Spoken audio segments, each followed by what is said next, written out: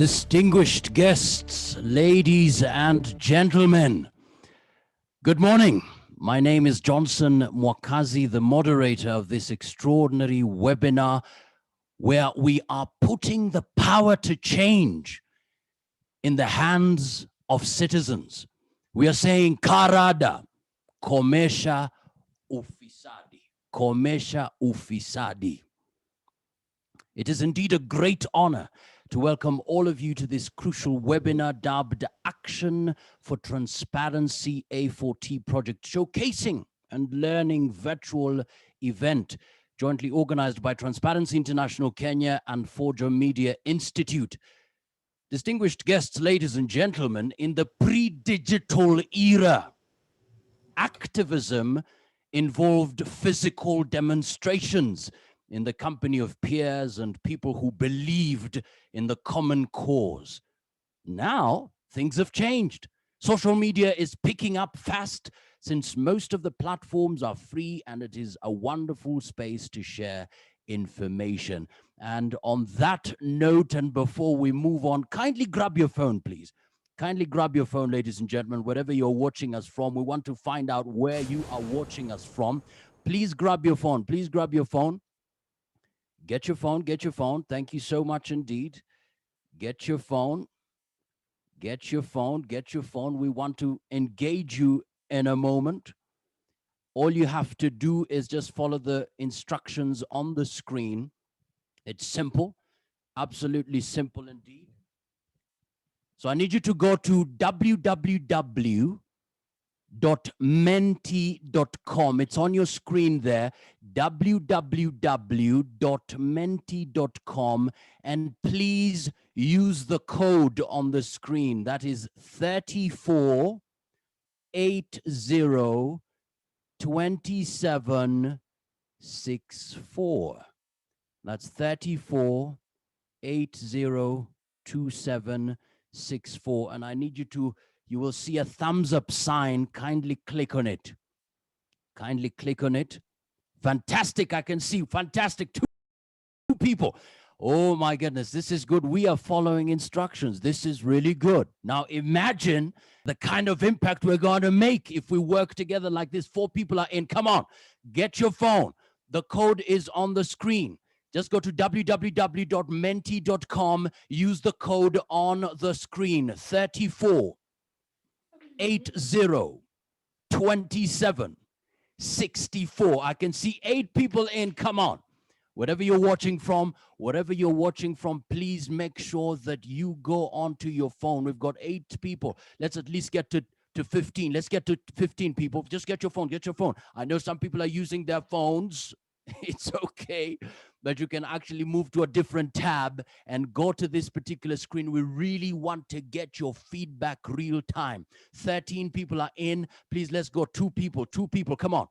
www.menti.com.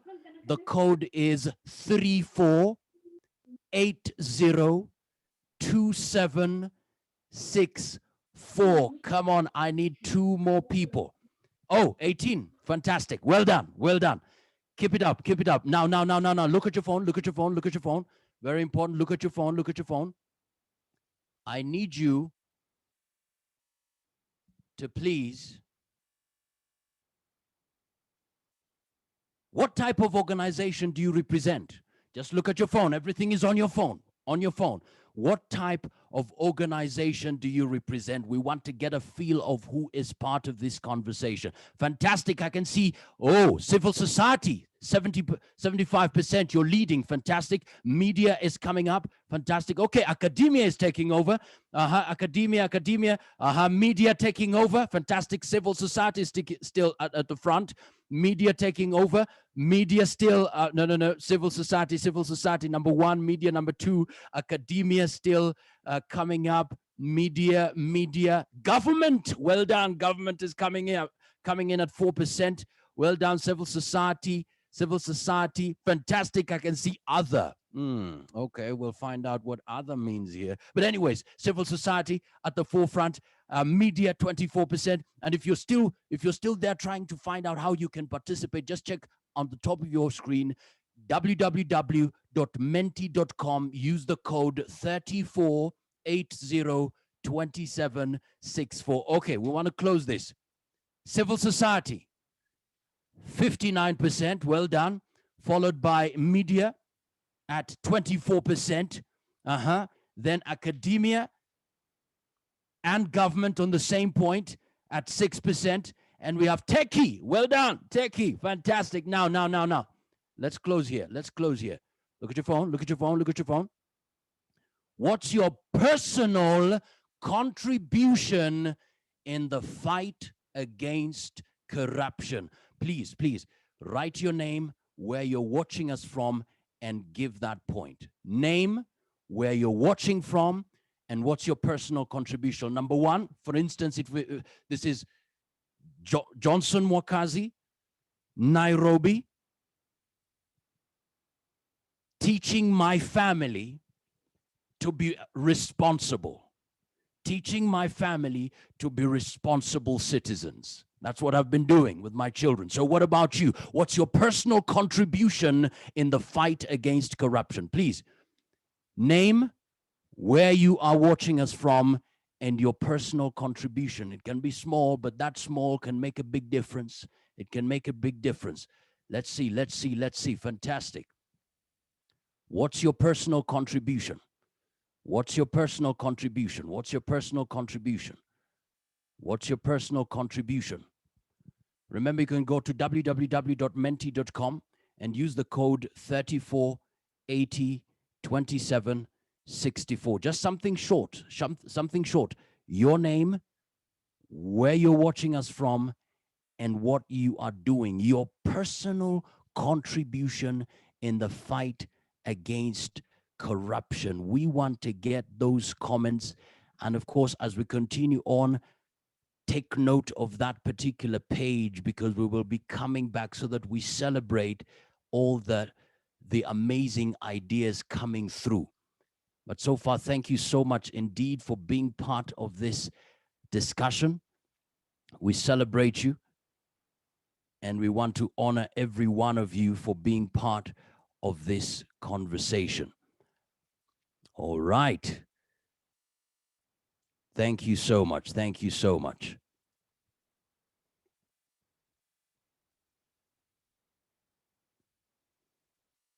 So right now we want to move on very quickly, where we can now engage and learn and take this conversation from theory to the practical aspect of it. The reality is, ladies and gentlemen, recently, when the International Monetary Fund was holding a virtual meeting, Kenyans trooped online to protest the move by the lender to give Kenya a 257 billion shilling loan, which also saw an activist arrested and arraigned in court for leading anti-IMF protests online. The Kenyan government has been the subject of social media activism over the country's ballooning public debt, as at this evening, over 185,000 citizens had signed in support of a petition urging the International Monetary Fund, IMF, to cancel a 255.9 billion shillings credit facility. Kenyans on Twitter, through a trending hashtag, Stop Giving Kenya Loans, were questioning the use of past borrowed resources. But on the other hand, pro-government Twitter users were justifying the public debt through a hashtag impact of the loan. Well, you saw that story. Of course, this has now become a norm as more activists and ordinary people choose to vent their anger and push for change through digital spaces. But at the same time, there is need for a more structured, sustainable, and impactful platform. And that is where Action for Transparency A4T comes in. You see, Action for Transparency A40 is conceptualized as a project to contribute to strengthened democratic accountability and transparency in Kenya through citizen monitoring of government expenditure in order to uncover suspected corruption and mismanagement of public funds. In simple terms, the A4T application empowers citizens to report corruption on education and health institutions using their mobile phones. Now, to give us the welcoming remarks, please welcome the Executive Director, Transparency International Kenya, Madam Sheila Masinde.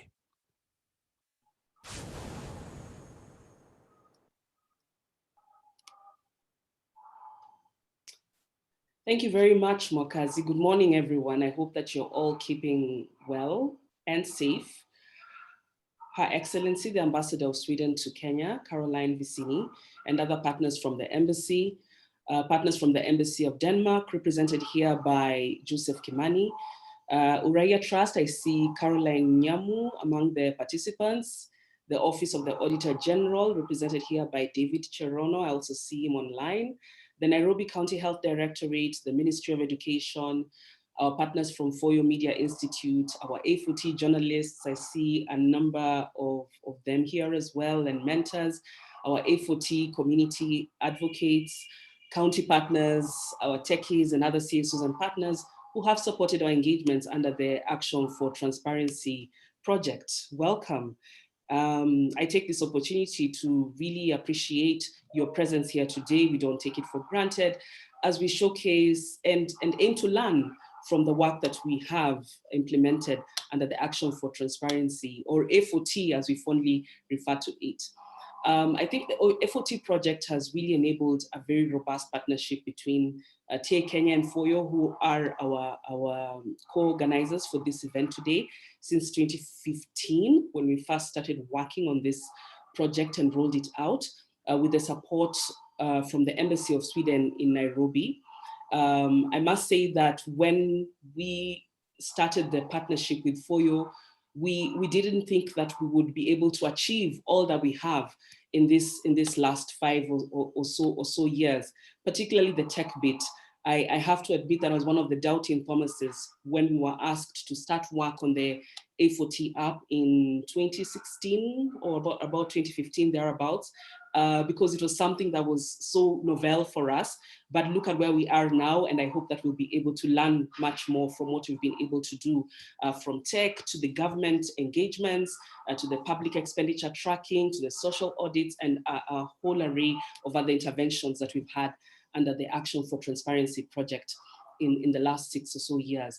Now, the unique focus of A4T on 2 very critical service delivery sectors of education and health, using different strategies such as media and technology, has resulted in the intervention gaining support from different stakeholders who are represented here today, including the media. We have health practitioners, we have head teachers and parents, and boards of management from the education sector. We have the community-based CSOs and oversight institutions who we have worked with very closely. Now, this network of A4T supporters has enabled us to realize key results in empowering citizens to monitor the use of public resources and report corruption. Now, we started very small, and I must say very conservatively, from a small office in Embakasi sub-county, which is one of the 17 sub-counties in Nairobi.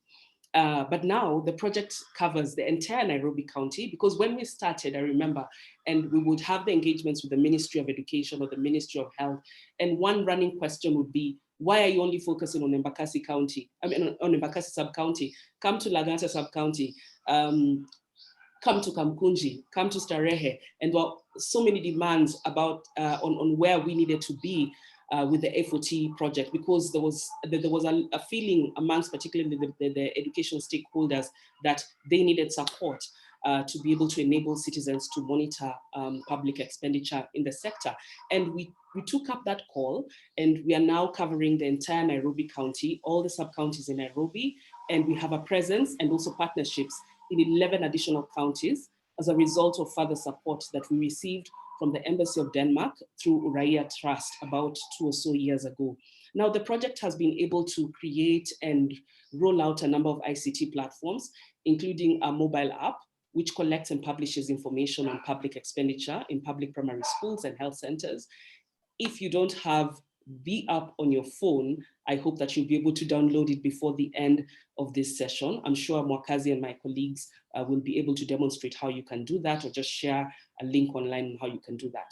Now, in addition to collating and making public information easily accessible, the app and the A4T website have a function for citizens to be able to anonymously report suspected cases of corruption. You do know that very many Kenyans do not report cases of corruption that they witness. In fact, as per our last research through the Kenya Bribery Index, we have only 13% of Kenyans who will come forth with a report of corruption. And so it is important that they are provided for with various avenues through which they can be able to report corruption. And we're happy that A4T is among these avenues that has been provided for citizens to be able to anonymously report suspected cases of corruption. Now, these reports that we have received through the app have been used by journalists who have been engaged in the project to expose accountability issues affecting citizens and embolden members of the community to play a more active role in public participation discussions, for instance, on the budget and other advocacy initiatives, as some of them will highlight today. I don't want to spoil the party and I'll let them speak for themselves and give their own testimonies of how they've been able to work with A4T to monitor accountability. We believe as TI Kenya that this project remains very relevant to our work, but not just to our work, but in the current context, looking at the context of or the rate of corruption in this country, we believe that A4T remains very critical, particularly through the focus on health and education sectors. Because as you can see now, we are trying to get the country back on track, back on a firm footing towards socioeconomic recovery in light of the COVID-19 pandemic, and which we continue to see its impact day by day. And we must admit that the health and education sectors are among the sectors that have taken a huge beating from the COVID-19 pandemic. So we believe through A4T, the work of A4T remains very relevant, particularly as we strive to get back to the path of development. And without doubt, we believe that accountability is a key prerequisite in achieving Kenya's developmental goals through these sectors, through health and education sectors. And therefore the action for transparency interventions remain very relevant, allow me to use the word, in vaccinating these sectors against corruption. So for us, we as TI Kenya, we remain committed to continue to champion the fight against corruption through the work of the action for transparency. And we therefore hope that today you'll have an opportunity to learn and identify areas for continued engagement and partnership with the Action for Transparency project. And through that, we'll be able to live up to the A4T mantra that is putting the power to change in the hands of citizens. I want to end there and really just welcome you to this event. Thank you so much for your time. Karibuni sana and enjoy the event. Thank you. Wow, excellent. Thank you so much indeed, Madam Sheila. Indeed, the A4T project is a unique project bringing together partners from Kenya and Sweden, specifically targeting two sectors, education and health.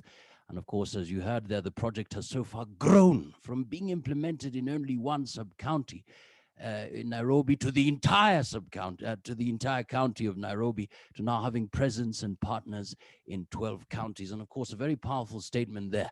Accountability is a key requisite in achieving Kenya's developmental goals. Before we move on, of course, I had earlier asked you to kindly send in your thoughts in terms of what you're doing, your personal contribution. Some of you had a challenge, but right now it is set. It's www.menti.com. Just go to your phone once again, and the code is 34802764. Just look at your phone. Everything is now set. Everything is set. You can simply go submit your name, the place you are watching us from, and of course your comment before now we get into the nitty-gritties of the A4T project. So there we have it. So you can do that at the comfort of your phone, wherever you are. We'd love to read some of the comments coming in. Of course, we'll be checking more and more as they come in. Just to remind you, earlier on, we had the types of organizations, civil society taking the lead. And now, what's your personal contribution in the fight against corruption? Because this has to be a personal contribution, even as we're talking about the A4T project. And just to give you a sense of what we need to be expecting here, the concept of A4T as an anti-corruption project takes a bottom-up a bottom-up approach to empowering citizens in monitoring the use of public resources. And right now, as we move on, to engage us more on the A4T concept. And of course, already I can see here one comment: working in civil society and contributing using my skills to fight corruption. Well done. We would love to know who this person is. And of course, where you're watching from. Somebody else here says, advocating for openness on the budget expenditure, especially the health budget at the county level. Well done. Remember, you can post your comments there. What is your personal contribution in the fight against corruption? And it's menti.com. The code is 34802764. I can see more comments coming in. Working to push for policy change and empowerment of citizens. I am equally a non-player in bribing or corruption. Well done. Challenging the status quo. Fantastic. Another one says here, exercising my own personal integrity when faced with opportunities to act corruptly. Well done. Somebody says here, walking the walk, not just the talk, walking the walk. Another one says, ensuring that transparency and integrity begins with me. My goodness. Very quickly, let me just take a look at some of the comments here. All right, Dennis Ambai, thank you, from Nairobi. As a journalist, I don't take any money or gifts from news sources. I also sensitize fellow journalists to be men and women of strict integrity. Fantastic, Dennis. Ensuring that transparency and integrity begins with me. Fantastic. We have developed a platform. Platform aims to encourage citizens to look into politicians' policies, that thus making educated votes, and as a result, electing ethical, policy-driven politicians. Fantastic. Another one says here, the most important contribution is to have the honor to work with A4T. Fantastic. We have Joseph Kabiru. Fantastic. Leading advocacy campaigns against the vice. Let me just take maybe two more. Ivan Skibet, working with civil society. My contribution to corruption is empowering CSOs and citizens to conduct social accountability, budget analysis, social audits, public expenditure tracking, and wow. Brian Opemi, well done. Educating and encouraging the community on the importance of public participation and speaking out when something good or wrong happens in the community. Nakuru, let me just mention that. Nakuru, Peter Rono, well done. Building capacity of a community member to monitor service delivery in their locality. Fantastic. Thank you for your comments. Remember, we want to engage with you because we celebrate this moment. It is all of us being part of changing the narrative of our country so that we can create a better future for generations to come. Africa is talking about Agenda 2063. For those who will be alive then, what stories will we tell? Did we do our best to live for truth and to develop ourselves? As I earlier on said, to engage us more on the A4T concept and partnership, please welcome for your Media Institute Head of Policy and International Development, Mr. Lars Talat. Please talk to us. Welcome. Thank you, Johnson.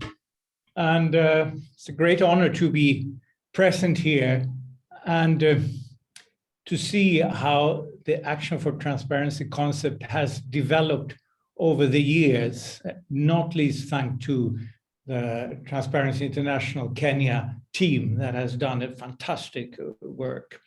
I feel a bit like a history teacher here, but I think it's important to give the full story because sometimes we tend to think that development happens fast and there are no quick fixes. Development takes time. And this is a story of 10 years, actually, a story that started 10 years ago when I met with the Auditor General in Zambia, Anna Shifangula, who then recently had disclosed a big corruption scandal. She spoke about the connection between big corruption and petty local corruption, and she didn't see any projects focusing on corruption at a local level, which disturbed her. She also mentioned that while it's good that journalists and civil society scrutinize government, she sometimes had the feeling that their intention was to break the government and not contribute to improving the state. So she asked if it wouldn't be possible to create a program where media and civil society, while fulfilling their roles, scrutinizing the government, at the same time could make the government become better and more efficient. So I took her thoughts to a friend of mine who is a management consultant. Our management consultants are good at two things. One is that they're good at tech, and they're good at following the money. Now they follow the money to improve the efficiency of their clients. But the challenge here, could the same kind of thinking and the same kind of systems that management consultants use be used to improve government structures? So we developed a concept based on coalition building, and this was 10 years before this became a buzzword, between media, civil society, and local government. And we got a grant from CETA to start a test project in Zambia and Uganda. We teamed up with Transparency International and the Nestor of Zambian journalism, Oliver Kanene, and the Secretary General of Transparency International Uganda, Peter Wandera, two people who played a very important role in developing the concept. And at this time, it was just looking at, was it possible, would this concept at all be feasible? And the answer was, a bit surprisingly, this was 10 years ago when a lot of people didn't really know what a smartphone app was. I was actually one of them. It was in a different environment.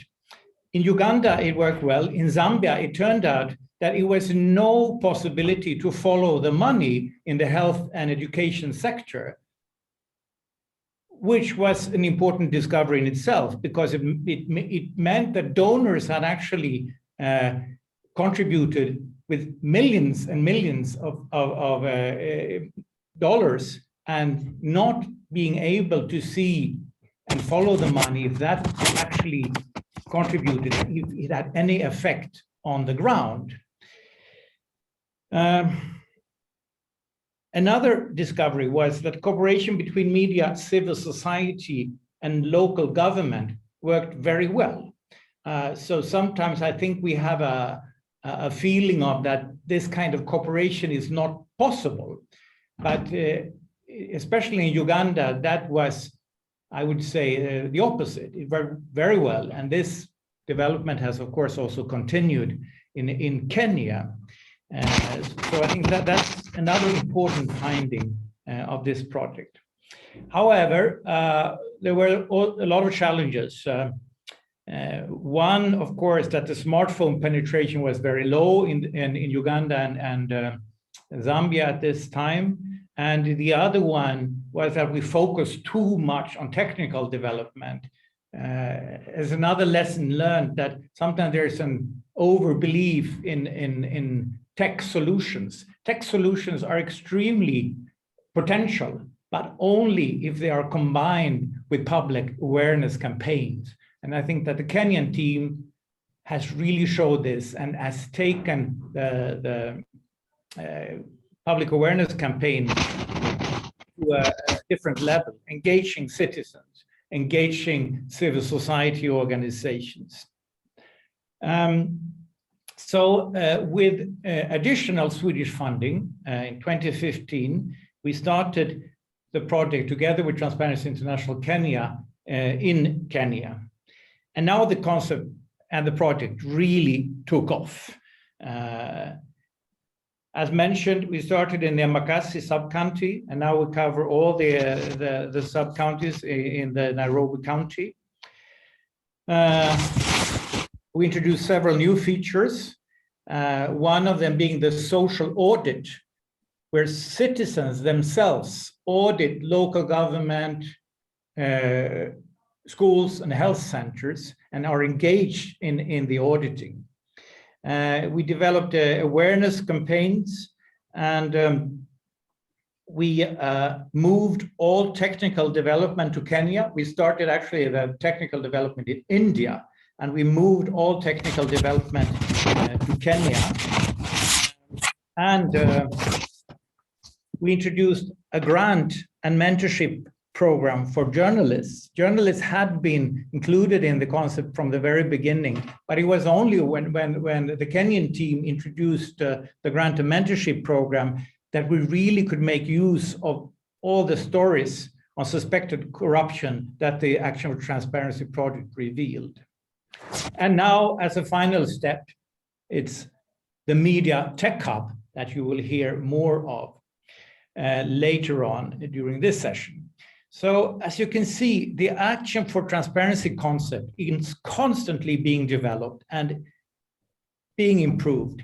It's a versatile concept built on improving conditions for citizens, but also strengthening not only media and civil society, but also strengthening local government to do a good job. And it's my sincere wish that there is now a possibility to continue to develop and expand this concept. And I would just like to say my thank you to the Kenyan team that has been so successful in doing this. Thank you very much. Thank you so much indeed, Mr. Lars. As you said it, development takes time. There are no quick fixes. Thank you so much indeed for noting that. And of course, the revelation that actually scrutinizing the state could actually make it better. And thank God most people now know and own smartphones. Mr. Lars, we celebrate you. Thank you so much indeed. And of course, a word there for techies, tech solutions combined with public awareness campaigns. That's actually the way to go. And that's how we put power, the power of change, into the hands of citizens. Ladies and gentlemen, we want to move on very quickly to our next speaker. We were expecting Embassy of Denmark Program Manager, Governance and Health, Mr. Joseph Kimani Njuguna, to join us. Maybe once he's ready, we will welcome him. But in the meantime, we want to move on. Distinguished guests, ladies and gentlemen, it is that time to put the power to change in the hands of citizens. The A4T mobile app is doing just that. Now, to take us through the journey of understanding the A4T project showcase, please, ladies and gentlemen, welcome this gentleman, TI Kenya Program Officer, Mr. Titus Gitonga. Welcome, karibu sana.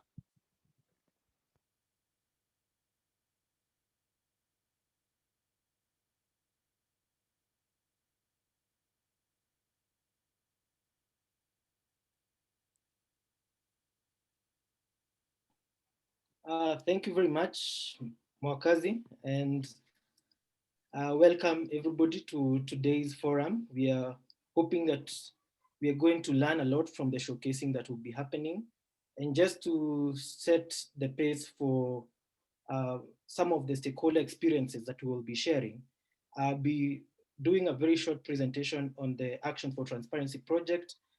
And in this sense, also do a disclaimer that under different circumstances, we would have had so much to share, but in the 2 hours, because we are doing this online, then we'll share just a bit of what we have done under the project, but we'll definitely leave you with information that you can get to know more about the Action for Transparency project.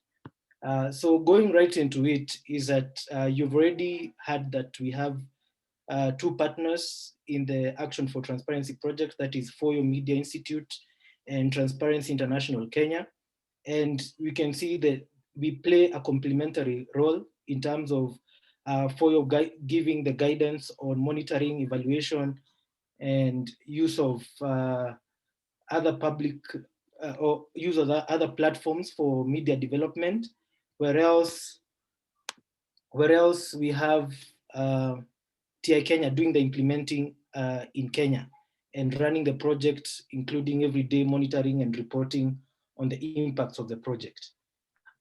So like you've heard, our biggest aim is to contribute to strengthened democratic accountability through citizen monitoring of government expenditure, which is very important during these times when we are all very concerned on utilization of public funds. And we use several tools and strategies to accomplish this.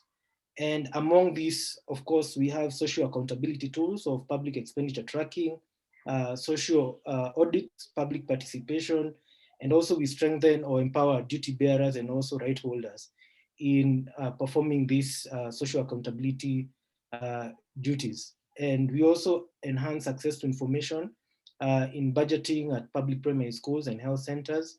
And we use the ICT platforms to enable citizens to access this information.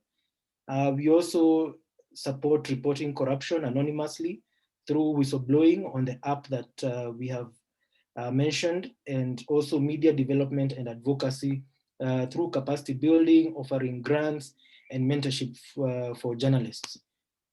So the theory of change for the Action for Transparency project is interlocked into various strategies and various actors. So we have media, tech, research, outreach and awareness programs that are geared towards stakeholder engagements and advocacy. And this creates citizen awareness and action, and also government awareness and also policy change. And therefore, looking at empowering our democratic accountability in Kenya and also transparency in management of resources. So after this, I'll just showcase the A4T platforms. We have the A4T website where you can access more on the A4T project. We have the A4T mobile app available on Google Play Store and App Store for iOS users. We have the A4T COVID-19 aid tracker. We have the A4T survey. We have the Media Tech Hub, and we have social media platforms. So all these platforms, please make sure you follow our Twitter handle at A4T Kenya. On Facebook, we are there, Action for Transparency Kenya, and Instagram, A4T Kenya. So on these platforms, you'll find more information about the project. And maybe just to give a snapshot, that is the A4T website that highlights our areas of work. This is the A4T mobile app that you will see once you go to download, and most of you have this app. Then we have the COVID-19 aid tracker, and our newest development is the Media Tech Hub, which you're able to get opportunities for engagement between journalists and techies, and very exciting opportunities that are coming up after the launch of the Media Tech Hub that will be on the 28th of this month. Yes, so thank you very much. I think we'll be having now a showcasing kind of video that will help us go deeper into what our experiences have been engaging in the project. Asante. Well, thank you so much, Bwana Gitonga. We appreciate your contributions so far and really bringing it to us in the possible way that it should be. And now let us turn our attention to some of the anti-corruption stories highlighted both at national and local levels. For instance, the NHIF corruption story that was compiled by Brian Obuya on KTN, and the CDF story by Kamadi Amata on Mtaani Radio. To guide us through that, please welcome Caroline Giadhi, Deputy Program Officer, Communications, Transparency International, Kenya. Take it away.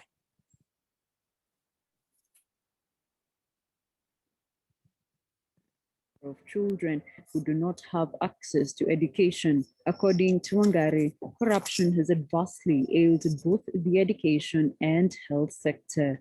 Hiyo training ya A4T ilinifanya kidogo nikakuwa na shida, kwa sababu wakati ile shuleni ilikuwa sitaki kusema, I was nilikuwa signatory, one of the signatories. Wakati sasa nilikuja ile education nilipata ama ile maarifa nilipata kutoka kule, nilipoapply kwa shule, my friend, wakati tulienda mara ya pili wanirusha nje sababu aliona mimi sitaki wakule na wanataka kukula. The script is no different for Ismail Siyama, also an advocate who has worked with A4T since its inception.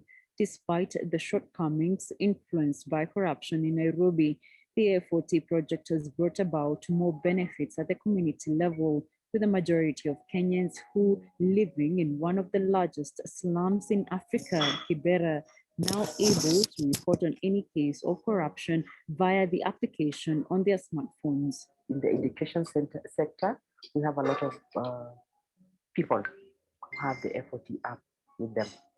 In the health sector as well, we have, because like in Kibra here, we have a government health facilities, not just one, not two, I think about 3 of them. And the main one is at the DCs. Okay, the DC compound there is a place that has a lot of activities going on, including health and education.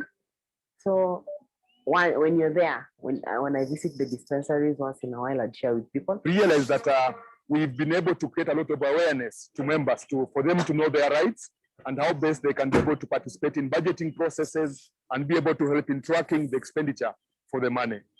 In terms of schools, you realize that many past years, you could see money has been allocated to schools, but no person is able to follow up. But after training the board members and the facility committee members, we are able now to follow it up and know how much has been allocated for this particular year.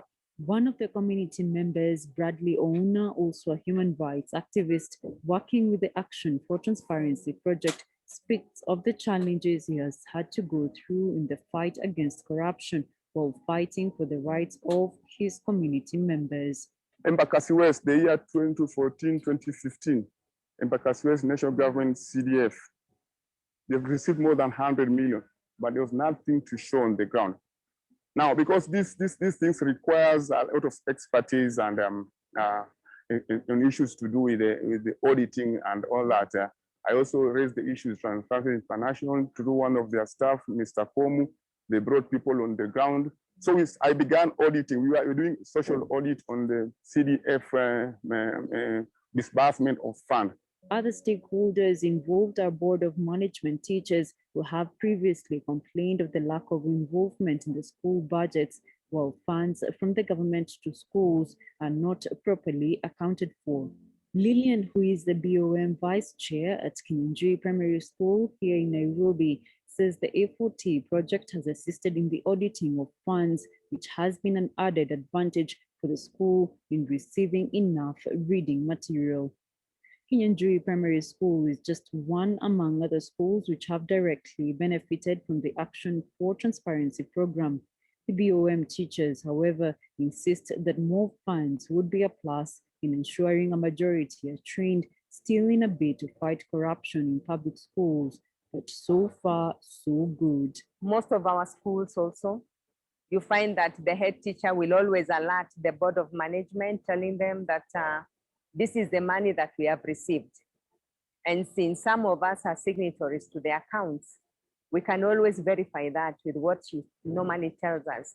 So there's a lot of transparency in the schools. At the county level, Dr. Gregory Ayanga, who is in charge of county health services in Nairobi, advocates for more A4T trainings at the public health facilities, as he notes the positive effects they have had on financial plans in various facilities in the Nairobi metropolitan area.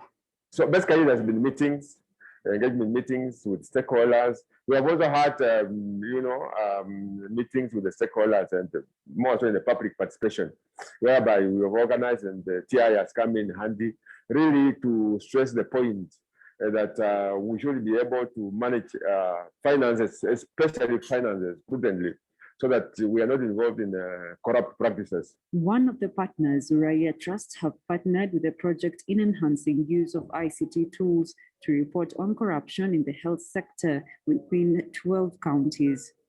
One of the successful ones was that we were able to petition the county government to employ staff to improve health service delivery. Total of 75 nurses were deployed in the 7 sub-counties of Kisumu as a result of that. Among other community projects that the A4T program has impacted at the community level is through public forums such as the integrity walks and roadshows. Among the key areas that have been well impacted by the A4T project in the country is the mentorship program, which is meant to expand the capacity of journalists through various trainings on investigative journalism and the provision of grants that assist in the execution of the stories. One of the mentors, Wellington Nyongesa, says investigative journalism has immensely played a huge role in the fight against corruption. And even at a time when the world over is grappling with the COVID-19 pandemic, there are people who have well taken advantage of the taxpayers' monies. The nature of journalism itself. It has very few institutions that can fund news gathering, investigative journalism, and all the other work that we do. I think that it is very good that Transparency International keeps this spirit up, because counting in Kenya the number of media houses that can fund good journalism, you find very few organizations that can do that. We really need to support good journalism and capacity building of investigative journalism in Africa today, not just in Kenya, but also regionally. I think that the Mentors and Grant program has been extremely important in order to fight corruption in Kenya. According to Tebi Otieno, a journalist with the Insider magazine, irregularities in the procurement processes in the education sector could not go unnoticed, which inspired her desire to investigate.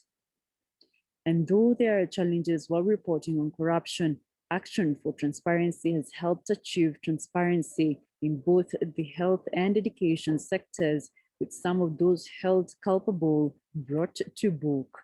My story revealed how much burden parents still bear to pay for illegal fees in these public schools. And then the second grant, I also applied and it went successful. I did the investigation on irregularities in acquiring school uniforms. In that public schools, the school heads have specific uniform outlets that they direct parents to go and buy there. This is very costly for them. While we are pursuing stories, we get threats, we get people following us in town. The other thing is we get offers, counter offers, like I am working on a story and you are told, just drop this story, we will give you this amount of money. It is really tempting because it's not small money. But then again, your integrity. Action for Transparency is a program that has greatly contributed in the fight against corruption in the country. Each and every stakeholder involved wishing that for the sake of transparency in the country, the program would. Well, thank you so much, Carolyn, for that. At least now we have an understanding. Look at the impact that A4T is already doing on the ground. Imagine if that same platform was available across the country. We'd be talking about a totally different country here, ladies and gentlemen. So well done once again.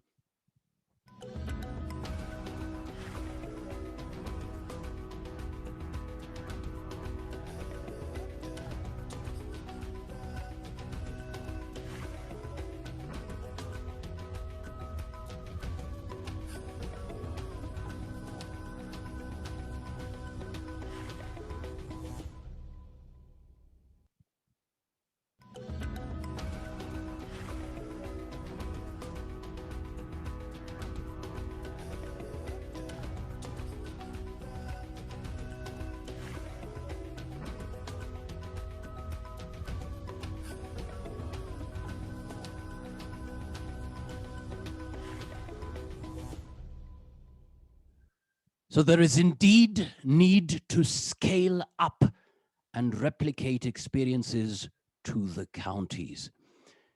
Now, collaborations in implementing the Citizen Audit Accountability Framework is at the core of eliminating corruption.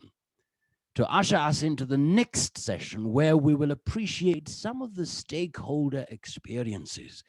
Please welcome Office of the Auditor General Director, Citizen Accountability Audit, Mr. David Cherono. Karibu sana. Thank you, thank you. As you have heard, my name is David Cherono from the Office of the Auditor General, specifically. Karibu sana. Thank you, Johnson. Good morning, everyone.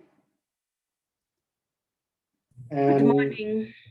Good morning. Yeah, as you have heard, I'm from. Yes, Bwana David, we can hear you. We can actually see you clearly. You can go ahead and talk to us. Thank you, Johnson. So, and we'd love to see your to face. All you have to do is just slant your laptop just a little bit downwards, and we'll be able to see you clearly. Fantastic. Well done. Well done. Thank you. Bwana Cherono. Take it away. Take it away. Thank you. So, I'm representing the Office of the Auditor General. Unfortunately, we can't hear you, Bwana Cherono. Let's check on your sound there. Let's check on your sound. Thank you so much. All right. Just a minute. Once you're ready, just say a word and we will be able to hear you clearly.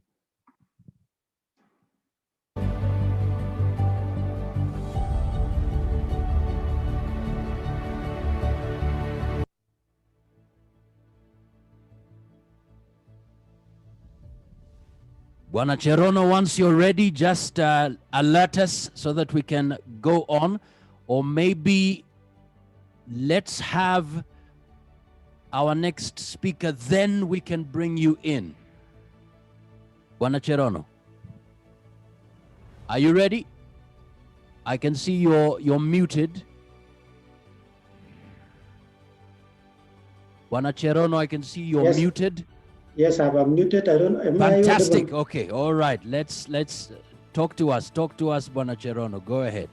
Yes. Good morning, everyone. Good morning. Okay. We can hear you. We can hear you clearly. Karibu sana. Okay. Thank you.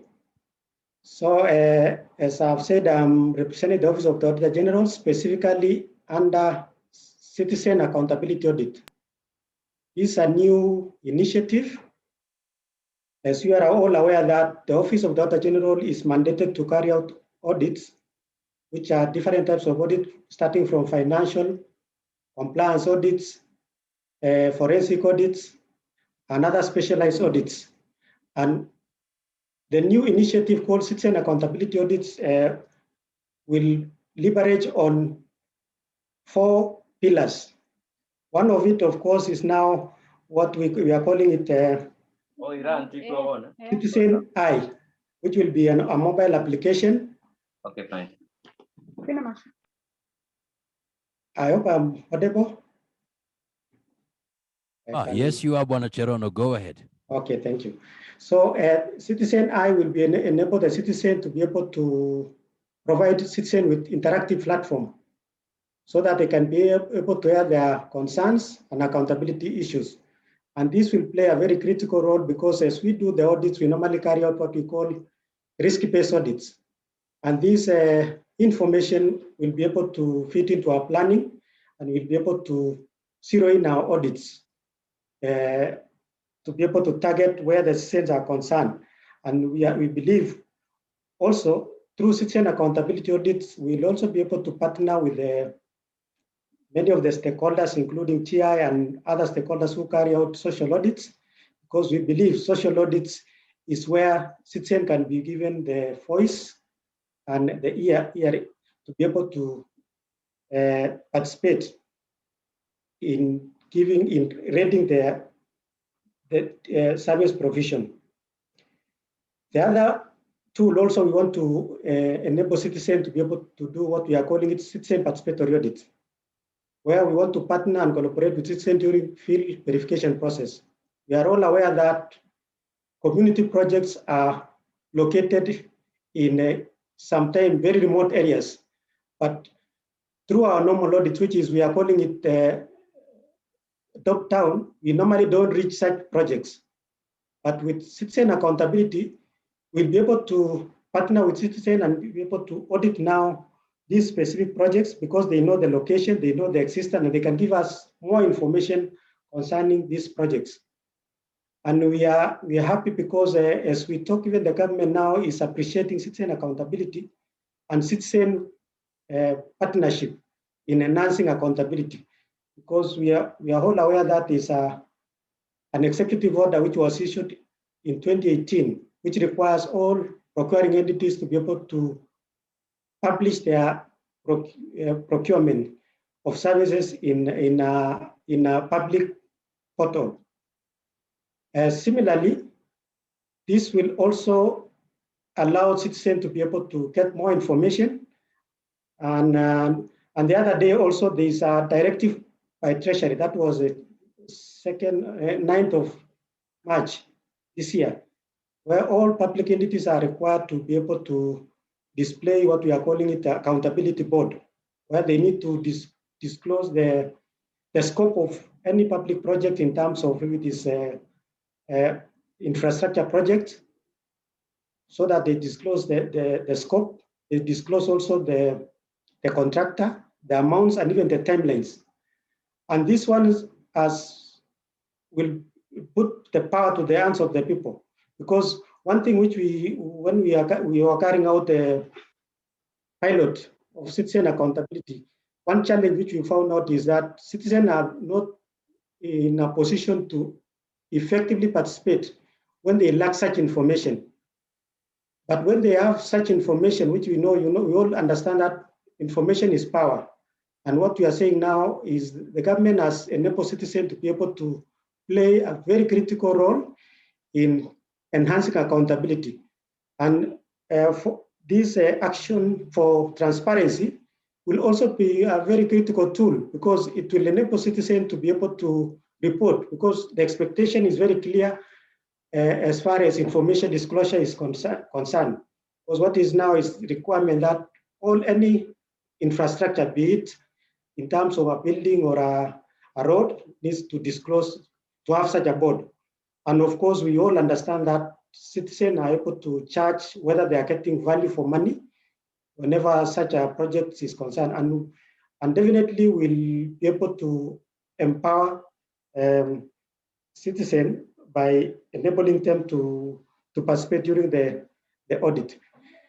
The other aspect of this citizen accountability audit also is we are trying to see how we can be able to partner with organized groups, that is community-based organizations and civil society organizations, to simplify our audit reports so that we have a citizen-friendly report, which can be able, so that citizens can be able to appreciate and be able to be part and parcel, because we all understand that citizens are entitled to the rights as per Chapter 4 of our Constitution.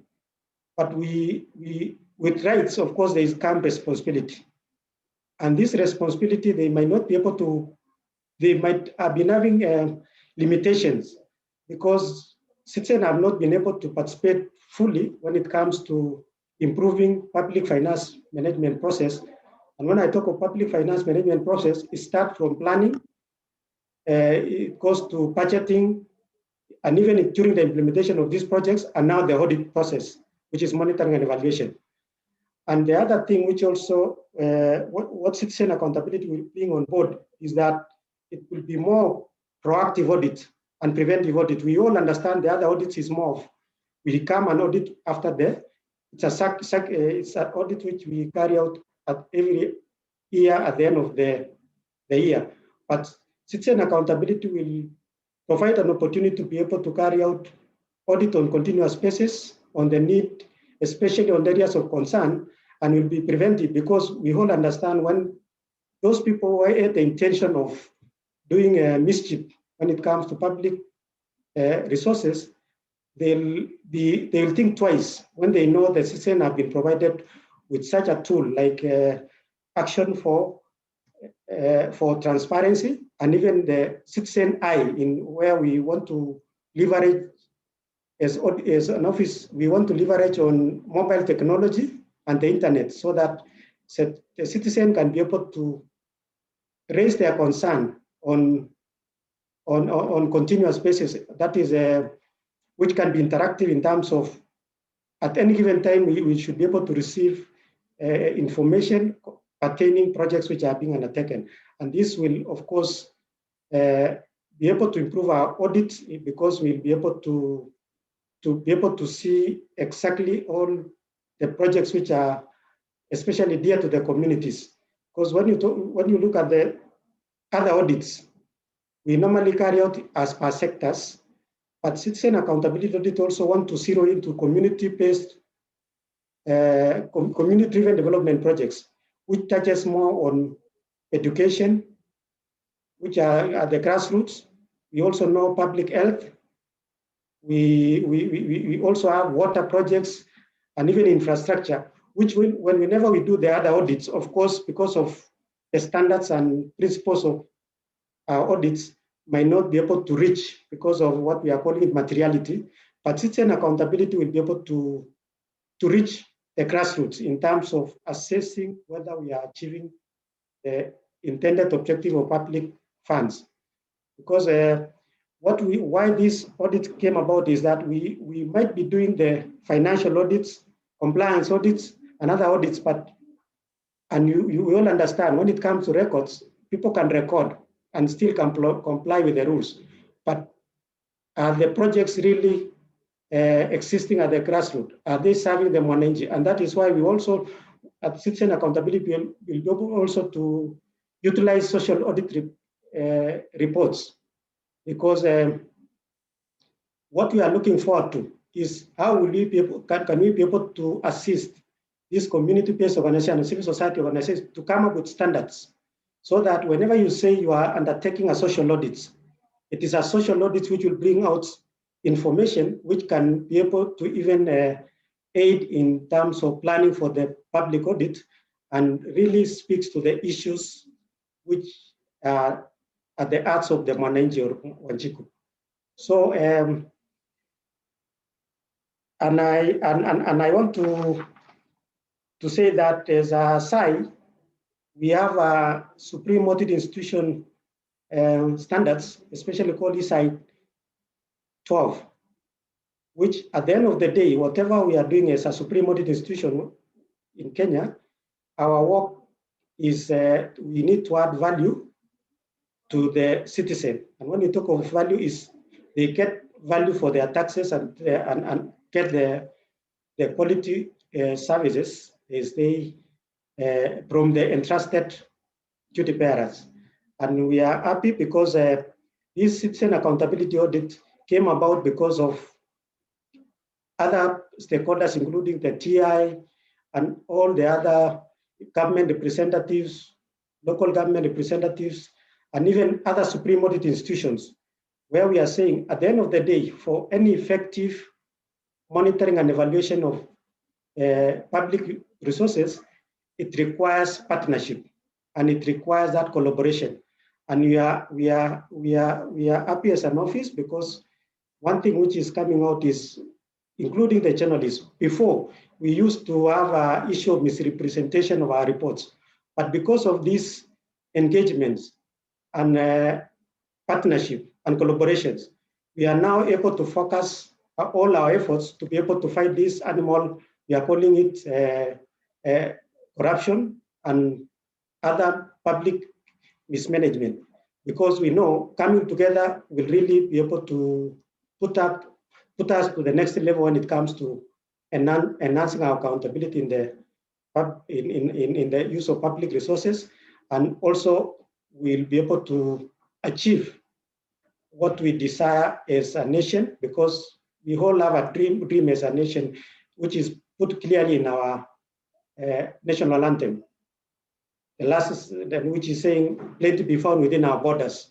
We know if the resources are utilized well, the resources intended to benefit Wanjiku at the grassroots will be able to serve the purpose. And at the end of the day, we will be able to all be happy and enhance and be able to achieve sustainability when it comes to getting what we have all focused on in terms of development projects and including sustainable development goals and the others. So I want to thank you for giving us this opportunity to share. And I know as we roll out this citizen accountability, it's still a baby in OAG because it was launched in 2019, July. And you see when we are doing the piloting, we have done piloting in agriculture. And what I can say is really the citizen has a lot of information and they can be able to enhance accountability because leakages can come in a small way.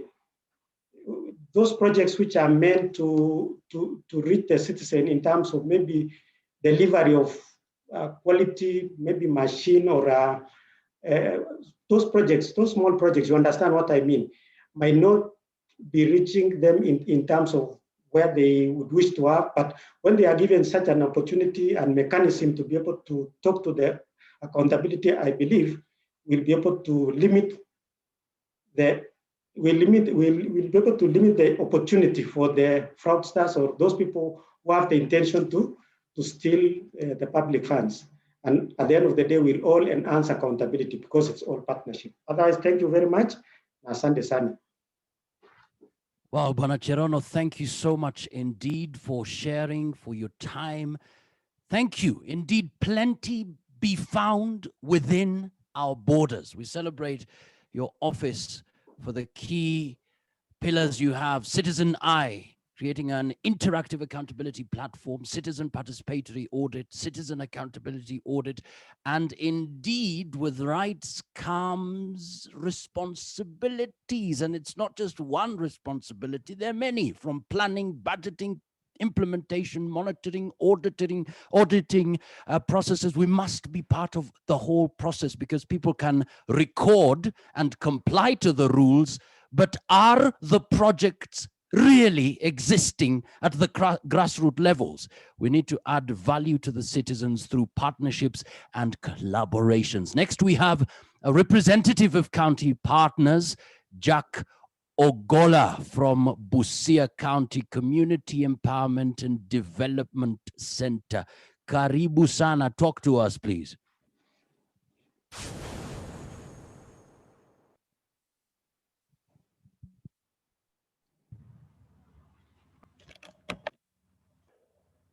Yes, Bwana Jack.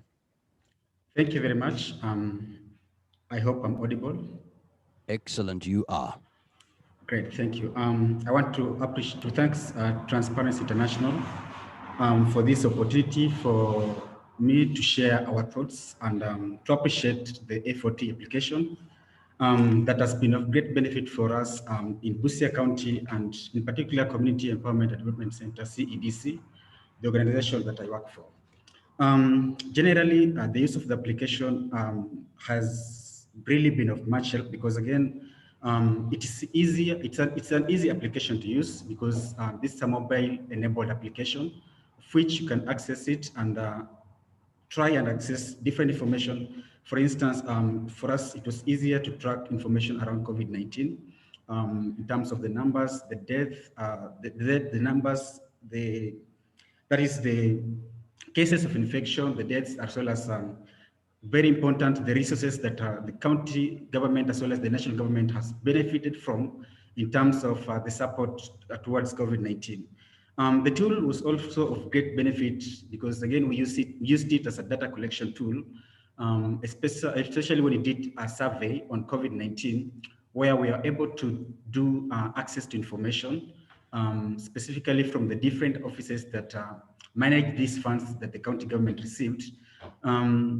So it was already an advantage for us because this actually improved the amount of information that we were able to achieve from this project.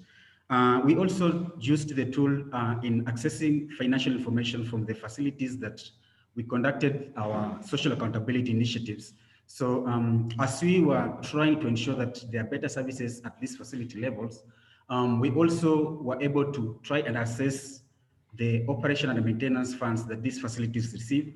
And this mainly for most of the dispensary, the level 2 facilities, they benefit from the Danida funds that it's a conditional grant. So we are able to understand, for instance, how much was each facility receiving, and then for which items or purposes are these funds being used. This again, we incorporated the health facility management committees in this process. So they were also given a chance to try to start now monitoring funds and the usages of the facility, and the facility heads, that is the nurses in charge and those who manage these funds, now started being open in terms of sharing the information, financial information, and also including the management committees in proper budgeting and monitoring of these funds. We met some challenges while using the tool, as well as at our county, that is in Busia County. The first challenge that we think is something that's still working on is on issues on access to information. There is no openness coming from the county government to share, especially financial information. So this is somewhere that this is an area that we are struggling to try and unmask, just to understand why are these information not being delivered, who is responsible to provide this information. Then if this is an information that should be in public domain, then what are these hurdles that are making different individuals not to provide the information? Again, we are seeing a lot of bureaucracies, and then also those long processes that are being put for us to get this information. You're being told you write a letter to this department, that is, it is being forwarded to another department. So all these processes to be followed by citizens to get the information. Then again, some get tired along the way, and at the end of the day, the public is not being served the rightful information that should be available. Another challenge, I can mention some bit of internet or network connectivity, because it's some part of our county, when you use our phones, automatically the network connects to Uganda, the MTN. So it's a bit hard when you want to use the tool when you are in such extreme areas in the country. And then finally, we would also wish to have all our accountability cells able to use this tool, because there are people at the ground. So being there and being able to see some of these cases happening, it will be easier to have their first-hand information being captured in this tool. But again, you find out that some of them are not technologically enabled, in the sense that they do not have the smartphones. But majority do have, of course, this digital era, but there are some who cannot have these capacities, or rather the technology. So we believe that that is also a bit of gap that together we can look at how we can address it. Something that I can recommend based on what you've done is that using this tool, we saw people, especially the health facility management committee, being active in trying to push for accountabilities at their facilities. So for us, we only did this in 3 facilities, that is in Amongura, Maenje, and the Buharare dispensary. So I do want to believe that from the benefit that we saw, that is in terms of some bit of accountability, openness, and transparency in the management fund that was seen in these facilities. Then again, if we are going to cascade this to the other remaining 65 dispensaries, because we have 68 operational dispensaries, then at least we'll be trying to address the issues of openness and accountability in the use of public funds. I also want to believe that there are some people in the government whom I can call activists in the government, who believe that, who see these corruption cases, and they are willing to report these issues. So I know even in Busia County, we have this kind of characters or other people. And you remember in our county, sometimes back, we had like the finance office being burnt down, just the office that held the document for the procurement and all that was burnt. But the other part of the office of the governor remained untouched. So I know, and we also know, I want to believe that there are some people who have information and they're willing to share. So still the problem of whistleblowers protection need to be there, as much as we are having an application that is anonymous. Then again, it's good that as much as somebody is giving the information, he's also able to verify this kind of information, so that we don't want also to end up in a situation whereby people are being demonized for doing their citizen duties. So it will be of benefit that we see how, again, we can incorporate government officials in this tool so that those people who have information can easily share the information and freely with us. That's what I have to share based on the tool. I want to thank you all for listening. Thank you, TI, for the opportunity. Asante. Many thanks, Bwana Jack, for sharing. Wow, there is indeed work to be done, but of course, what you've done, your recommendations, thank you so much indeed. That's how we'll take this country to the next level of excellence. Ladies and gentlemen, next we have A4T Community Advocates Representative, Mike Oduor from Kawangware Youth Paralegal Network Trust. Karibu sana. Thank you so much, Bwana Johnson. First and foremost, I would like to take this opportunity to thank Transparency International Kenya for this very important space to air out some of the issues that are there.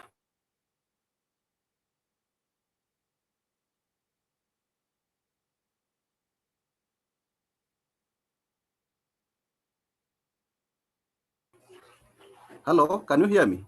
We can hear you clearly, Bwana Mike. Continue on. Thank you so much. I wanted to say that first and foremost, I would like to appreciate TI for giving me the opportunity, as well as Michael being one of the first trained A4T advocates under the program of A4T program within TI. As an advocate, I have interacted with the A4T for quite a number of time, close to 5 years or so. And we have managed to do quite a number of programs and projects. And I want to take you back a bit, Bwana Johnson. From the initial stage, there was a project called Know Your Rights and Follow Your Money. I think it was under the A4T program. As an organization, we took up this initiative as KPAT on Know Your Right and Follow Your Money. And we did a lot of sensitization on this aspect within the community. And one of the issues that were coming up, and of course were resonating with what Transparency International Kenya was advocating for, on areas of health at the county level and education at the ECD, which is the county level. The issues of bursaries, the issues of lack of, drugs within the health centers. And as an organization, we pick it up, and some of our posts were there in A4T app, shared with Transparency International Kenya.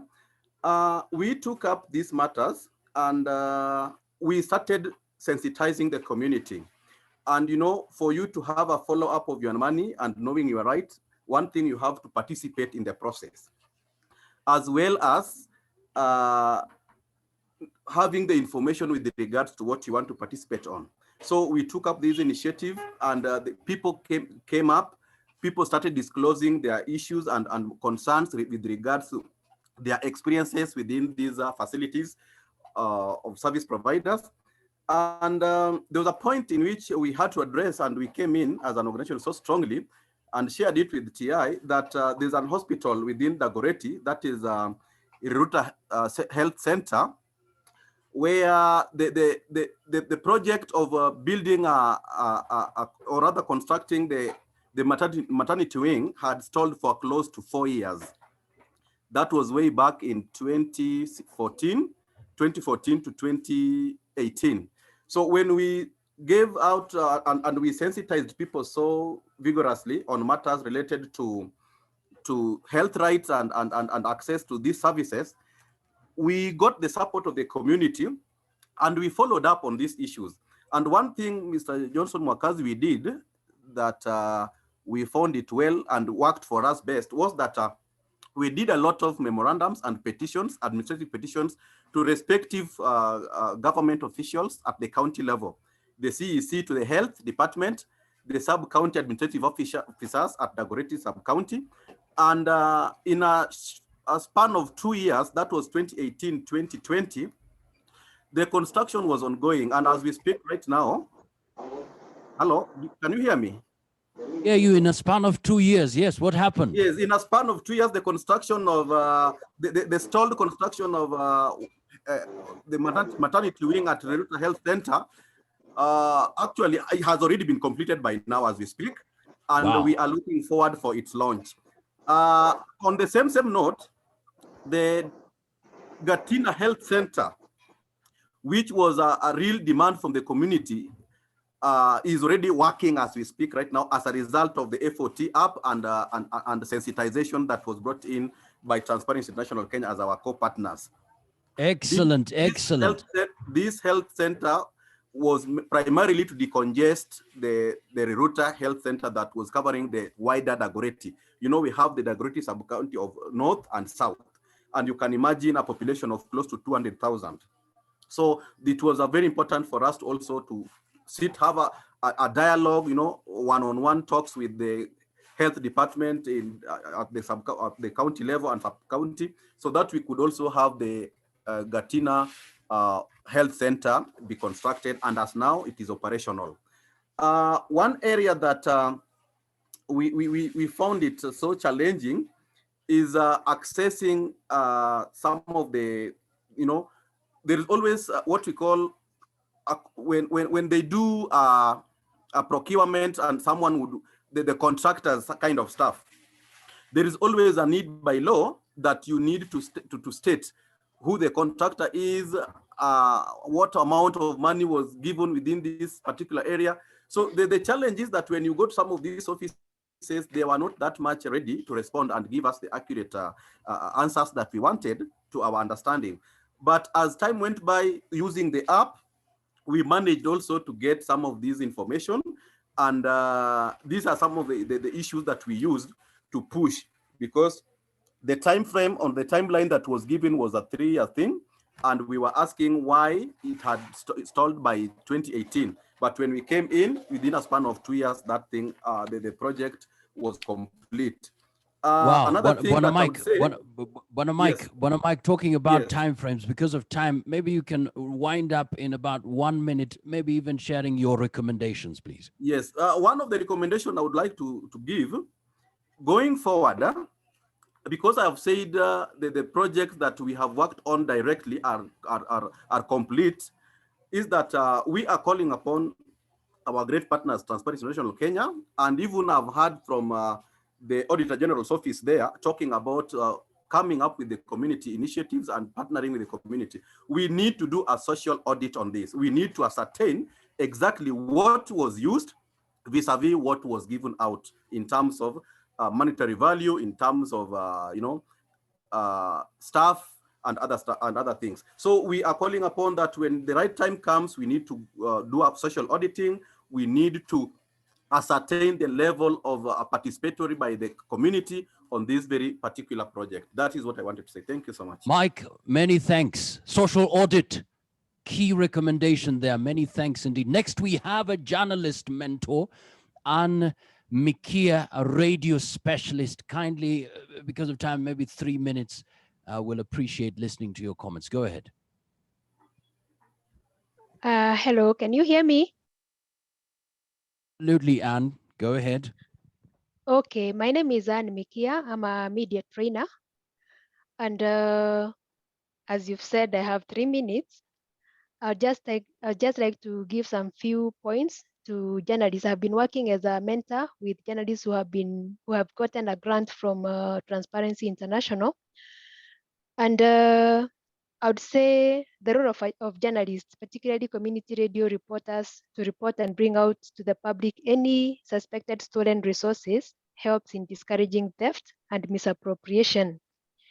It is frustrating getting the information because many people shy away from being quoted, but my advice would be use a contact to get another contact. For instance, use a physician to get a gynecologist, a pediatrician, an oncologist, etc. It's also important to be in touch with journalists who have specialized in the field you're working in, such as crime reporters, court reporters, parliamentary reporters, because they are likely to have contacts of some of the people you may be interested in. I want to take this opportunity to share a unique way of telling positive stories, even when they are negative, called solution journalism. Solution journalism has 4 rules or principles. It's a response to a problem. It provides evidence of effectiveness. It gives an insight that can be replicated elsewhere. And it has limitations without which then it would be PR or marketing. If we can start telling how corruption works, if we can tell how fighting corruption works, it would be helpful. For instance, telling many stories of how Judge Mumbi Ngugi has been ruling on confiscating of unexplained wealth to make corruption unattractive.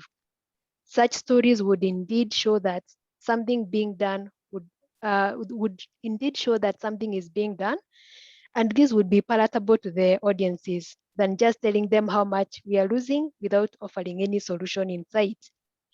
Why I'm advocating for solution stories is because research has shown that many people have stopped watching news because they are just negative and their audiences feel helpless.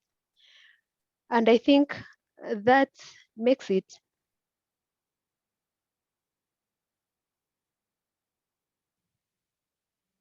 Wow, Madam Anne, are you still there? Powerful pointers there.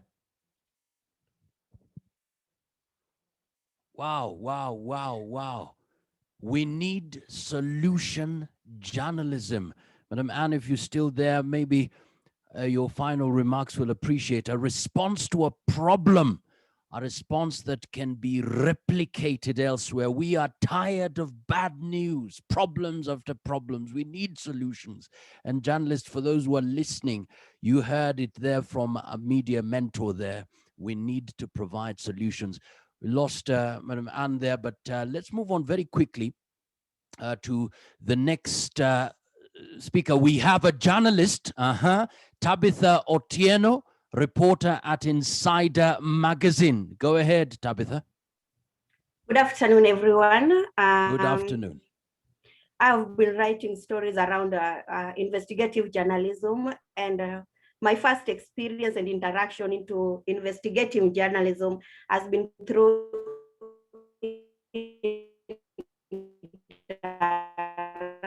Transparency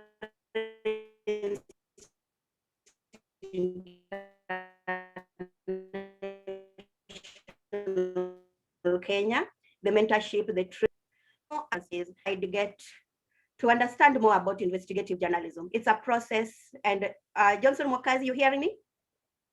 I saw you holding the microphone. Yes, we can hear you now. At the beginning, we missed you. Maybe you can take it up again. Your experience, how has it been? Go ahead. All right, thank you so much. I will say the more I write stories on investigative journalism, the better my skills improve. And my first interaction with the investigative journalism was through Transparency International Kenya that introduced me into this sector. And mentorship, training, and also provision of story grants have been the success to me writing stories around investigative journalism. I would say corruption in Kenya is everywhere, and it's more at the grassroots level. That even people who are doing this in the grassroots levels, they have the technique that they make sure no documentation is done. So it really becomes hard when you say, now we want to hold you accountable, even to those who are involved. For example, a school that will contract a local supplier of school uniforms. It's a deal that is made as friends. So even if you go to the sub-county level, Director of Education has no idea about this contract because it was not put into paper. The other thing that is becoming difficult is getting information from the reliable people. Talking of the government agencies, when you need information, it will be a real process. And I will say we are heading the right direction through working together with Transparency International Kenya and also the other mentors and also the trainings that they are offering. So to me, investigative journalism is the right way to go. And the other thing I will say is the training that has really worked for me as a journalist is the training on data journalism that Transparency International has taken me through, because we need data, and there are different ways to get data. So if you tell a story using data, it kind of gives the story more power, and it calls for accountability onto it. Thank you so much. Good afternoon, everyone.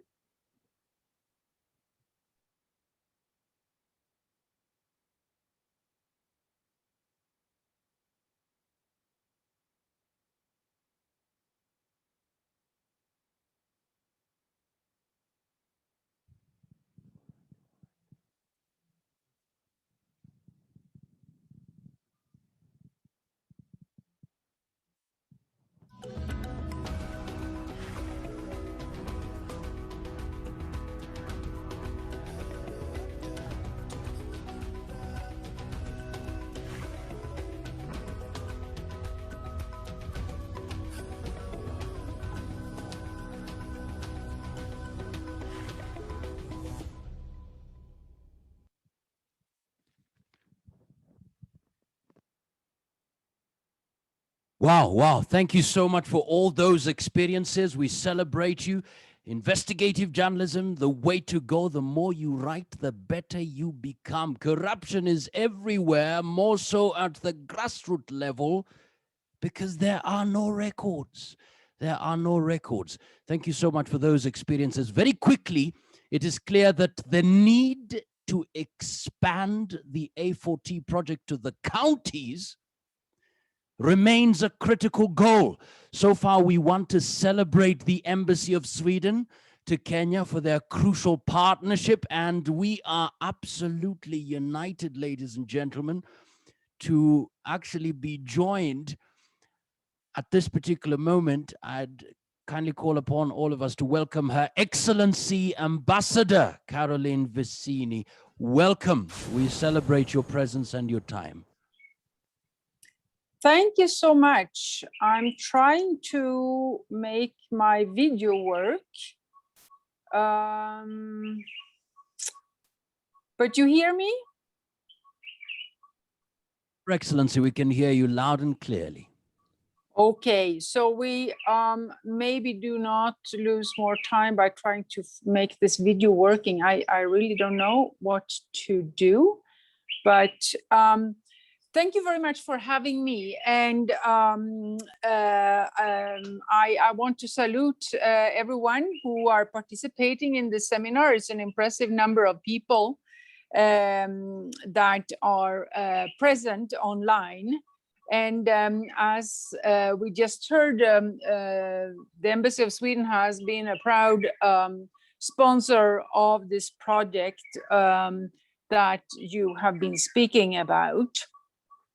And I've been asked to make a few comments, which will, of course, come from our perspective, which is a little bit from above, so to say, or from the more global picture. Let me see here. I've been asked to start my video, but I don't really know where I could do that. We can actually see you, Your Excellency. We can now see you. Good for you. Excellent. Good for you. I don't see Excellent. myself, but maybe that's better. So, but I would want to assure you that we have also been following up on this type of work out in the country. We do regular visits to our projects, and I've been around a bit. And last time I met a representative from Transparency International was in Eldoret a few weeks ago. So I see that you are present also out in the regions. And for us, the way we see it, corruption is really a key obstacle to democratic development in the world. Corruption is first and foremost hurting people who live in poverty by denying them public services that they have the right to. Corruption keeps people in poverty. It undermines democracy. It undermines good governance and respect for human rights. Corruption also stalls development. It reproduces poverty. It distorts social functions. it increases the inequality, it encourages conflicts, and it also facilitates violent extremism. Corruption is often systematic. It is not the few bad apples that we sometimes want to believe, but rather corruption is a tool for a wealthy elite to exert their power. The United Nations emphasizes the importance of fighting corruption when it adopted the 2030 agenda and the Sustainable Development Goals in 2015. At that moment, the world, because that was all countries present at the UN, officially promised to substantially reduce corruption and bribery in all its forms, and to develop effective, accountable, and transparent institutions at all levels. With a score out of 31 out of 100 possible points in Transparency International's 2020 Corruption Perception Index, the Kenyan corruption level is no better than the average for sub-Saharan Africa. It is worse than several neighboring countries, and it places Kenya at the bottom third of countries surveyed. The level of corruption is not consistent with the image of a country that Kenya wants to be. In addition to being anti-development, corruption also makes development cooperation less effective. Even worse, aid funds may end up in the pockets of the corrupt. Sweden has keen interest in protecting its aid funds from misuse. And we are actually doing so by adding more controllers to our staff at the embassy. But it is also a way of siphoning off money for control functions that could actually instead have been spent on development.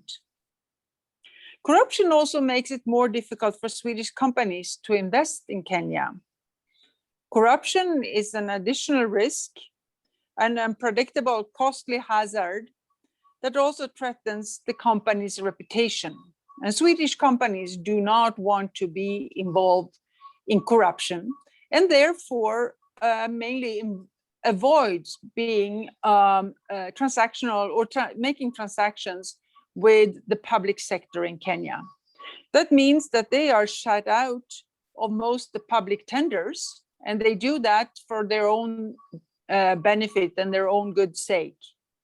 But we have actually put the corruption in Kenya and avoidance from companies to participate in public tenders as an obstacle to trade in our reporting. The Swedish government has just approved a new strategy for Swedish development cooperation with Kenya. And the strategy explicitly directs us to work to reduce corruption in Kenya. And this is something we intend to mainstream into everything we do. Research suggests that many of the following measures can be useful in reducing corruption in a country. The transparent merit-based recruitment of civil servants.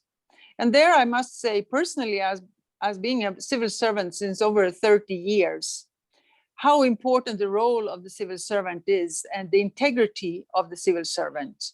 And I must also salute the free media, which keep tabs at us, because that is when we take decisions, at least in the Swedish service, we think twice. Would this hold if a newspaper, a journalist, a TV station would come and look into what we are doing? If we feel that there is anything in there that could be even suspected corruption or nepotism or friendliness towards people we know, etc., we abstain because we know that we might be discovered by the free media. So that is, of course, as has been pointed out here earlier, the free media is extremely important in keeping tabs on journalism or on corruption. And it's also a preventive tool, I would like to say, not only a tool for discovering already tainted affairs. Public finance management is, of course, very important, including transparent budgets, transparent public procurement, a functional legitimate tax system, and a professional national audit institution. And there Kenya is on the right way. I think what has been much discussed in the media lately and among Kenyans themselves is the agreement with the IMF. And we can think what we want about taking up new loans, etc. But what will happen is that IMF, in their agreement with the government, will drive very strongly increased transparency in the public accounts. So I hope something positive might come out of it, even if you feel that Kenya shouldn't take up more credits. Citizens' rights to information, we have touched upon that in this seminar, and there are many dedicated people out there here in Kenya who are actually putting their local authorities to the quest and are asking for information. E-government and e-citizenship or e-services seems to be something that the Kenyan government believes strongly in will reduce corruption. And that is potentially true, but I don't think it's the sole panacea. I think openness to international trade, as I said, the presence of foreign companies with another type of background coming from countries where corruption is not permitted, and big companies who are cautious about their own reputation is important in driving a non-corrupted business world here. Of course, education of already starting from school and then even further on, every citizen can be educated about its own rights and its possibility to put the international or the national authorities and the local authorities to account. And something more I wanted to say, and it's also very pertinent these days, is an efficient and well-resourced judicial system. Kenya is in the process of choosing a new CJ, and I think that will be an important person for how the whole judicial system will function in the future. The outgoing CJ pointed out that the system is not sufficiently funded. So there are long response times. Takes a long time before the citizen gets its rights in the court, and this is of course something also that makes it easier to get away with corruption. So the fight against corruption will not be won overnight, and international experience suggests that it will be a long and difficult struggle. And Sweden has, as being one of the least corrupted countries in the world, we have an interest in thwarting this scourge in Sweden and in Kenya, as in the rest of the world.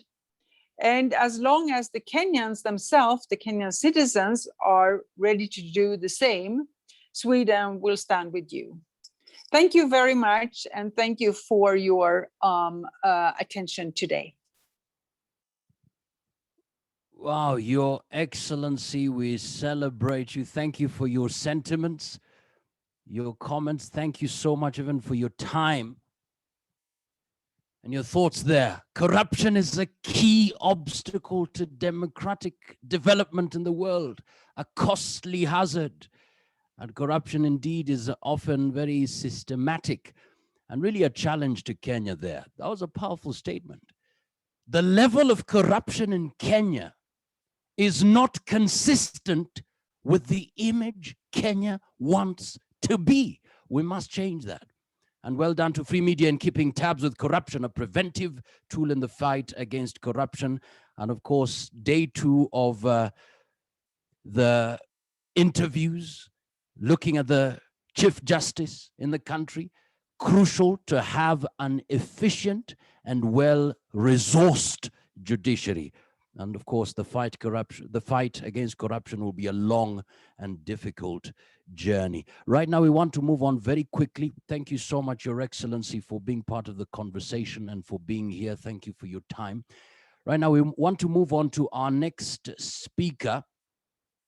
The uniqueness and importance of using ICT for social accountability remains a key driving force in enabling citizens at the local level access important information for their meaningful engagement in budgeting and oversight processes. To now hear from our supporting partner, please welcome Uraia Trust Civic Engagement Manager, Ms. Caroline Nyamu. Karibu sana. Good afternoon, everyone. It's a delight to be here with you today. And it's been a privilege to partner with Transparency International in implementing the A4T in the work that we've been doing. In 2019, we partnered with Transparency International on a project we were working on promoting social accountability for improved health service delivery in 11 counties. And it was actually an extremely important initiative because the Transparency International's work around accountability for transparency greatly complemented the work that we've been doing around civic education and civic engagement work. So it was an opportunity to take that work to the next level. And I just want to highlight a couple of learnings that we've had from that interaction. It's been talked about quite a lot today, the whole issue of access to information. The social accountability work that we do greatly focuses on making information available. What we're not necessarily able to do is reach a wider audience. So you've got communities who are monitoring government service delivery or doing engagement in the budget work, but they're very limited. And so tools like the A4T help to make this information more widely available. And with the information becoming more widely available, it highlights the importance, and we cannot understate the importance of citizens being involved in monitoring the services, being involved in asking questions about how the money that goes to these health facilities is being used on their behalf. It is their money. And we normally say in the work that we do that it is not possible for every last Kenyan to set up a dispensary for themselves. We have entrusted this work to the government to do it for us. And so we do it in faith, even though that is in short supply these days. But we do it in faith that they will give us the services that they told us that they will give us. So the A4T has helped to highlight more and more to citizens the need to be part of the accountability processes. There was something that Mr. Cherono from the Office of the Auditor General said, that some of the benefits of this work or these tools is in providing preventive audit. And actually what we saw as our partners collected this information is that there were gaps even in the record keeping at the facilities. So what we see is where there are these gaps, and they're probably not intentional gaps, they're probably not deliberate, but they create opportunity for corruption. And I think I can say that for corruption to become systemic, it needs to start somewhere. And so where there are opportunities, the grand corruption that we're hearing and we're talking about on a day-to-day basis, it didn't start big. It started with opportunity for corruption. It started with loopholes and gaps. And so what A4T has helped us to do is, as we collect this information, as we try to analyze, we begin to see where gaps exist. And these gaps also could relate to capacity of the duty bearers or the frontline service providers. And so it creates a need for us to advocate with government at the local level, the decentralized level, at the national level, to enhance the capacity of those who are at the local level so that they can do better at providing services and managing the resources that they've been given to administer on our behalf. And I think the last thing I want to share is what we've seen as our partners and our citizens have ventured to these facilities to collect this information is an opportunity as well to educate the duty bearers. I think sometimes we assume that they know everything. And what we find is that they do need to understand, and we do need to demystify the whole accountability language that we're using, that actually at our best, citizens and duty bearers want the same thing. At our best.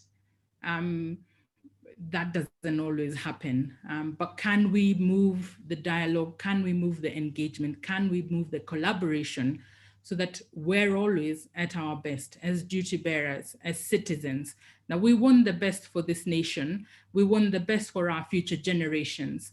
And so enhancing the collaboration so that we can strengthen our systems, so that we can use the resources that have been given to us better, so that people can benefit from the resources that have been given for these services, and so that we can avoid a lot of the challenges that we have seen. I think our struggle in managing the COVID pandemic speaks to a history of not preparing well. And so how do we strengthen our systems so that we can be able to avert some of these crises, and so that we can have a better, stronger nation, and the image that we want to portray of ourselves as a country can align with who we really are. So it's been a privilege to work with Transparency International on this initiative, and we hope that we can grow this work to the next level and take it to all the corners of Kenya. So thank you very much.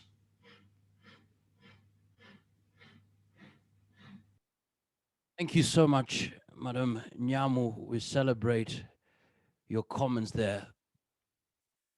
At our best, duty bearers and citizens want the best. We all want the best. Thank you so much indeed.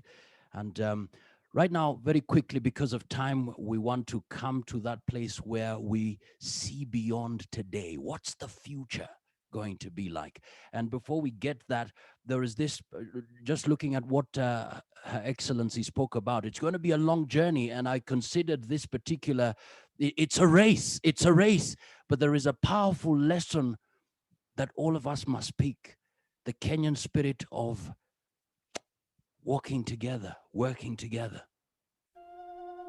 In the past, we used to fight. There was violence.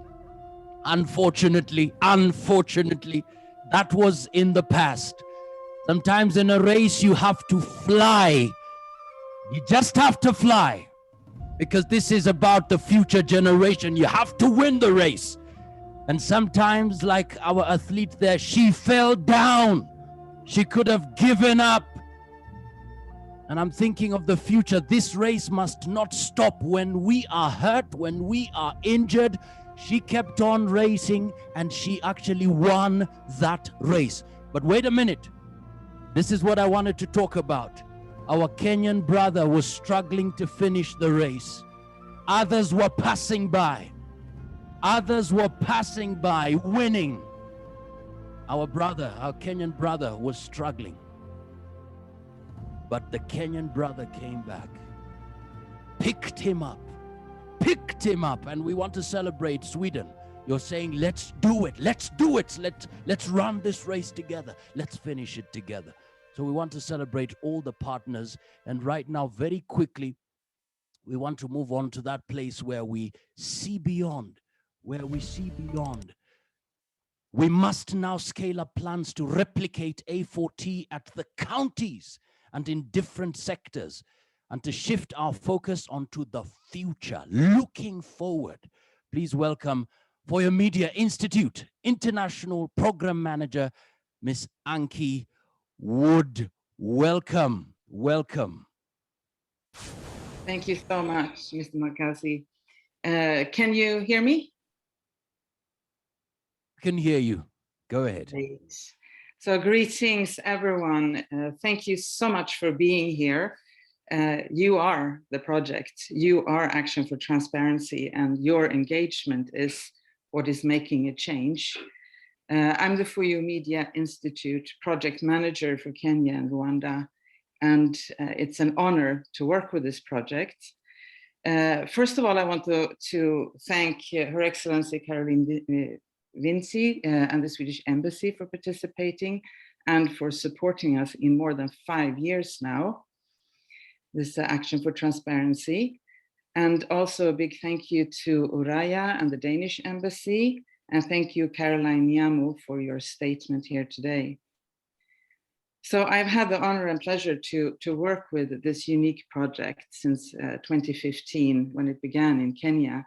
And it's been quite a voyage to create, to put all the pieces together and to implement it. And it could not have been done with any other partner than TI Kenya and this amazing team that has really created the project. And I think they've taken the vision that my colleague Lars Tallert described and built it, and they're continuing to build it, and there's so much left to do. They've built a chain from the national and local government levels all the way to local schools and health centers, together with CBOs, NGOs, and local activists. And they've found partners like the A4T community advocates, head teachers, citizens, journalists, the Office of the Auditor General, that really have enriched this project. And in doing so, they have already prevented quite a bit of corruption, and also revealed, especially through the journalists that have been working with us, more than 20 articles have been, investigative articles have been published because of the training that the journalists got through the project. And the ICT solutions that provide means for safe reporting, to collect information, to disseminate the information, and platforms for journalists to use to find information and for training and so on. This is really novel thinking, and it keeps developing. And as you saw, the latest addition is the Media Tech Hub to this work. And I think what's so important with this project that makes it have an impact is that it's not only criticism. It's a constructive relationship that's being built between civil society, government, and even media, in order to not just criticize, but to make things better. And A4T has actually assisted local government with advice and routines and with trainings. Boards of management, the schools and health boards have been receiving training on how to detect and prevent corruption. And the civil servants, they have taken interest in this, and they've appreciated the tools, and they see a way to provide for better internal control of public resources. And this understanding, which is constantly growing, is an incredible achievement. And this is why this project is so important, and why the support from the Swedish Embassy and Uraya and the Danish Embassy and others are so important to us, so that we can keep building the project, building the tools, but also to expand in Nairobi. We already cover all of Nairobi, but we need to have a greater impact and reach more people and deeper into the schools and health centers and the rest of the country. Through Uraya, we have already reached 11 counties outside of Nairobi, but there are many more counties, as you know, and much more work to do. And I sincerely hope that the Swedish Embassy and the Danish Embassy in Uraya will continue this support so that this important work can continue, so that Kenya can get rid of this, well, we talk about pandemics and difficult illnesses these days, and corruption is certainly one of those illnesses. Thank you all for your support and contribution to this work. And FOYU will do all we can to support the continuation of the project and this important work. Asante sana. Asante sana, karibu. Madam Ward, thank you so much for your thoughts.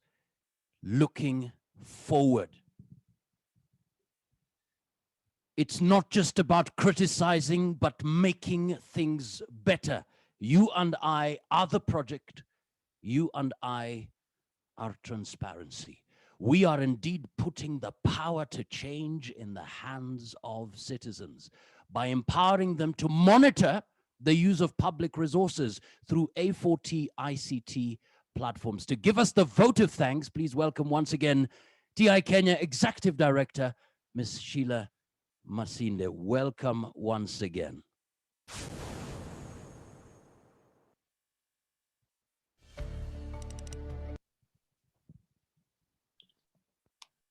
Thank you very much, Mwakazi, and thank you very much everyone who has been part of this very, very fulfilling session. I don't know whether everyone feels as satiated as I do, having just listened to all the powerful experiences and testimonies of people who've had the opportunity to be able to engage with A4T, who have been touched in one way or another, who have been assisted due to the force for accountability that A4T has been able to present.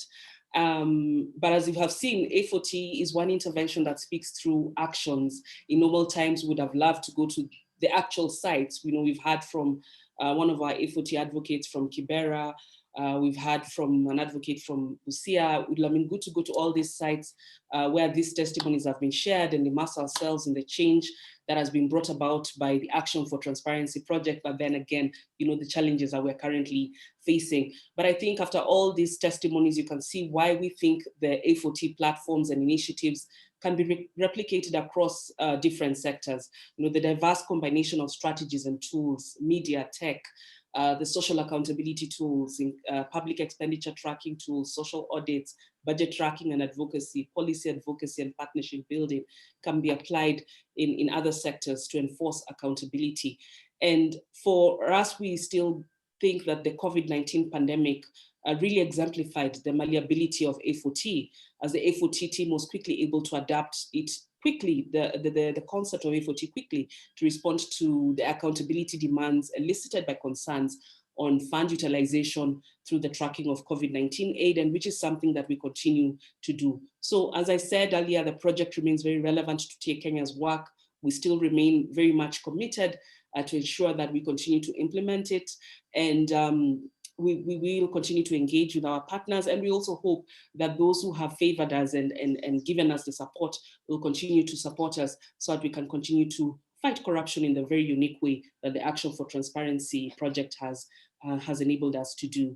And now as I close, because I don't have any lunch to offer any of you guys online, so I have to release you for the lunch hour, I just want to really give our heartfelt, very deep thanks to the entities, institutions that have enabled us to be able to implement this project in the last 6 years. Firstly, to the Embassy of Sweden, who believed in us and gave us that first grant and that continuing grant to be able to implement this project. Her Excellency Ambassador Caroline Visny, thank you so much.